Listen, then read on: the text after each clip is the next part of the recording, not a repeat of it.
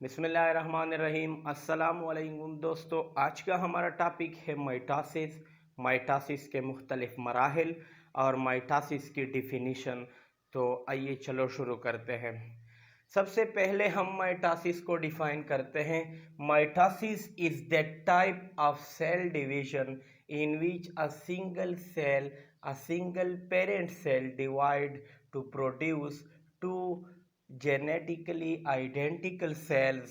The daughter cells have same numbers of chromosome to parent cell.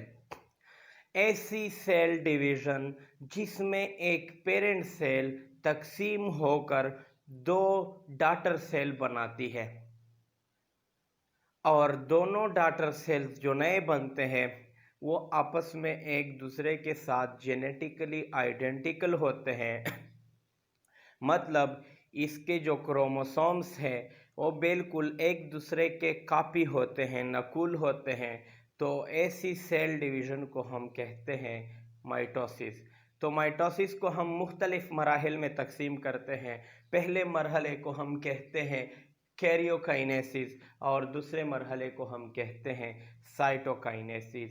Karyokinesis के बारे में और साइटोकाइनेसिस के बारे में हमने तफसील के साथ बात की थी आपके साथ, लेकिन फिर भी थोड़ा डिफाइन करते हैं। कैरियोकाइनेसिस कहते हैं the division of nucleus. Nucleus के तकसीम को जब एक सेल में माइटोसिस हो रही होती है तो इसका सबसे पहला मरहला ये होता है कि इसका न्यूक्लियस तकसीम हो जाता है। सेल के अंदर दो न्यूक्लियस बन जाते हैं, तब जाकर इसका साइटोप्लाज्म भी तकसीम हो जाता है, जिसको हम साइटोकाइनेसिस कहते हैं।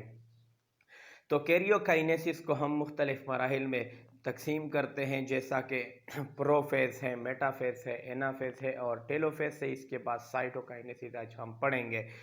तो चलो शुरू करते हैं सबसे पहले प्रोफेज को। प्रोफेज जो है, pro means first, first phase means मरहला। तो ये सेल का पहला मरहला होता है। ड्यूरिंग दिस फेज, इस मरहले में centriole appear and divide and make spindle. Cell के अंदर एक चीज़ नमूदार हो जाती है जिसको हम सेंट्रियोल कहते हैं। आपको नज़र आ रहा है ये सब्ज़ रंग का, ये नमूदार हो जाता है और दो हिस्सों में तकसीम हो जाता है।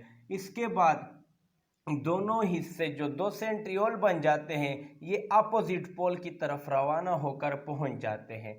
यह है सेल डिवीजन के पहले मरहले का पहला स्टेप। दूसरा स्टेप क्या होता है? The nuclear membrane disappear. Cell के अंदर न्यूक्लियर मेम्ब्रेन आपको दिख रही है, इसके अंदर छोटे छोटे ब्रेक्स आ जाते हैं, मतलब ये डिसअपीयर, गायब होना शुरू हो जाती है। सेल मेम्ब्रेन जो है वो आहिस्ता आहिस्ता, न्यूक्लियर मेम्ब्रेन जो है, न्यूक्लियस के गिर्द जो मेम्ब्रेन पाई जाती है, जो जेली पाई जाती है, उसको हम न्यूक्लियर मेम्ब्रेन कहते हैं। वो आहिस्ता आहिस्ता गायब होना शुरू हो जाती है और आखिरकार गायब ही हो जाती है। दे आर ऑफ इसके बाद chromosome attach to spindle fibre या स्पिंडल। क्रोमोसोम जो है वो स्पिंडल के साथ अटैच हो जाते हैं। स्पिंडल क्या होते हैं? स्पिंडल प्रोटीन होते हैं जो कि मखसूस किस्म के प्रोटीन होते हैं, जो ट्यूबलिन प्रोटीन से बने होते हैं और ये रस्सी की तरह शक्ल अशकाल होते हैं। आपको नज़र आ रही है, काले रंग के मैंने सेल के अंदर बनाए हैं।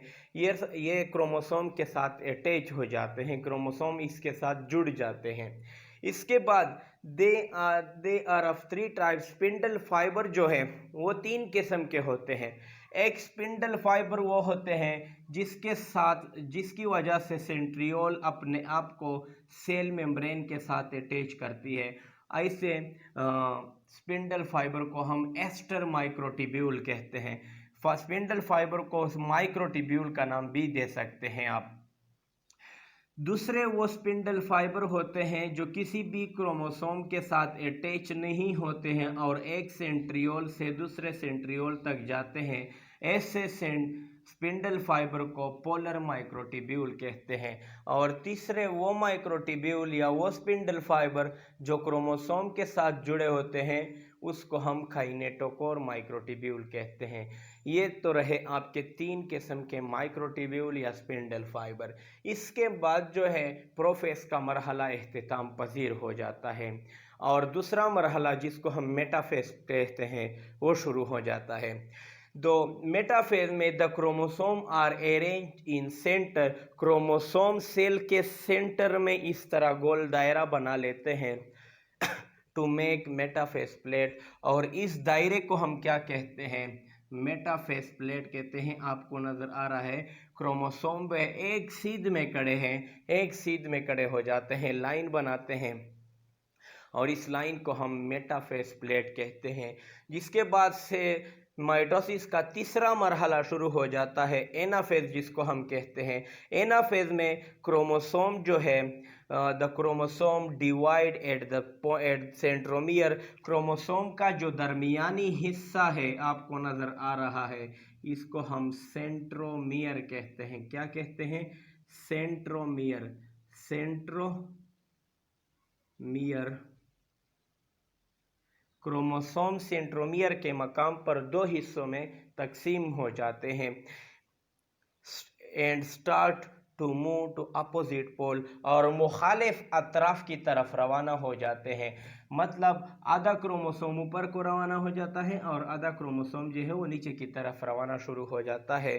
पोल्स कहते हैं तरफ को। एंड फाइनली रीच, और आखिरकार ये क्रोमोसोम जो है आपको नज़र आ रहा है कि यहाँ पर सेंट्रोमियर के मकाम पर क्रोमोसोम डिवाइड हो चुके हैं और यहाँ पर जो है क्रोमोसोम जो है आपको नज़र आ रहा है कि मुखालिफ अतराफ की तरफ रवाना शुरू हो चुका है ये, और यहाँ पर जो है ये रीच्ड टू अपोजिट पोल, अपने मुखालिफ अतराफ की तरफ पहुँच चुके हैं। इसके बाद एनाफेज का मरहला ख़त्म हो जाता है। चौथा मरहला है माइटोसिस का जो शुरू हो जा कैरियोकाइनेसिस का और शुरू हो जाता है, उसको हम कहते हैं टीलोफेज। तो टीलोफेज के मरहले में क्या होता है? The chromosomes reach to opposite pole, chromosome जो है पहले से मुखालिफ अतराफ की तरफ पहुँचे होते हैं, पोल्स। इसके बाद nuclear membrane start to appear, इसके ऊपर न्यूक्लियर मेम्ब्रेन का बनना शुरू हो जाता है, आपको नज़र आ रहा है।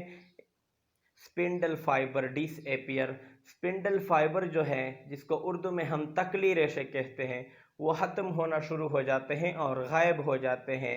इसके साथ साथ एंड कैरियोकाइनेसिस कंप्लीट, और एक न्यूक्लियस से आपको नज़र आ रहे हैं यहाँ पर सेल के अंदर एक न्यूक्लियस था और यहाँ पर कितने न्यूक्लियस बन चुके हैं? 2 न्यूक्लियस। और यहाँ पर टीलोफेज पर कैरियोकाइनेसिस का जो मरहला है वो ख़त्म हो जाता है। इसके बाद सेल के अंदर आपको 2 न्यूक्लियस नज़र आ रहे हैं। इसके बाद जो मरहला है माइटोसिस का वो है साइटोकाइनेसिस। तो the division of cytoplasm is called cytokinesis. Cytoplasm के तकसीम के अमल को साइटोकाइनेसिस कहते हैं। द एनिमल सेल, तो साइटोकाइनेसिस प्लांट और एनिमल के साइटोकाइनेसिस में थोड़ा फ़र्क पाया जाता है। एनिमल के साइटोकाइनेसिस में जो है सेल के अंदर एक इनफोल्ड पैदा होती है, अंदर की तरफ से एनिमल सेल दब जाती है और ये इनफोल्ड गहरी होती हुई आपस में मिल जाती है और एक सेल से 2 सेल बन जाते हैं। The animal cell inward fold, animal का सेल जो है वो अंदर की तरफ दब जाती है, ठीक है। एंड विच बिकम डीपर, और ये इनफोल्ड जो है वो गहरी होती जाती है, गहरी हो जाती है और आखिरकार एक सेल को कितने हिस्सों में तकसीम करती है? 2 सेल में तकसीम करती है। बल्कि जबकि प्लांट के सेल के अंदर तो सेल वॉल मौजूद होती है, सेल वॉल की वजह से प्लांट के सेल के अंदर छोटे छोटे वेसिकल्स नमूदार हो जाते हैं और ये वेसिकल्स बड़े होते जाते हैं, एक दूसरे के साथ मिल जाते हैं और बड़े हो जाते हैं और आखिरकार ये सारे आपस में मिल जाते हैं और एक स्पेस बनाती है, एक खाली जगह बनाते हैं जिसको कहते हैं जिसको हम कहते हैं क्या कहते हैं इसको हम सेल प्लेट, इसको हम कहते हैं सेल प्लेट बन जाती है। तो सेल प्लेट के अंदर सेलुलोज जमा हो जाती है और एक सेल के दो हिस्से बन जाते हैं।